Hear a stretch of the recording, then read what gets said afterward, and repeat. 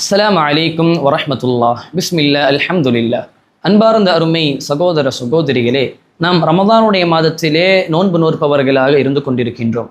அந்த நோன்பை பற்றி ரசூலுல்லாஹி ஸல்லல்லாஹு அலைஹி வஸல்லம் அவர்கள் கூறும் பொழுது அஸ்ஸியாமு ஜுன்னத்துன், நோன்பு அது கேடயமாகும் என்பதாக கூறினார்கள். அதாவது ஒரு போர்க்களத்திலே ஒரு போர் வீரனுக்கு எதிரிகளின் தாக்குதலில் இருந்து அவனுடைய கேடயம் அவனை எவ்வாறு பாதுகாக்குமோ அதை போன்று அவனுடைய நோன்பு அவனுடைய பாவங்களில் இருந்து அவனை பாதுகாக்கும் என்பதாக ரசூலுல்லாஹி ஸல்லல்லாஹு அலைஹி வஸல்லம் அவர்கள் கூறியதை நம்மால் பார்க்க முடிகிறது. அன்பார்ந்த அருமை சகோதர சகோதரிகளே, நாம் வைக்கின்ற நோன்பு நம்முடைய பாவங்களில் இருந்து நம்மை பாதுகாக்கின்றதா என்பதை நாம் சிந்தித்து பார்க்க வேண்டும்.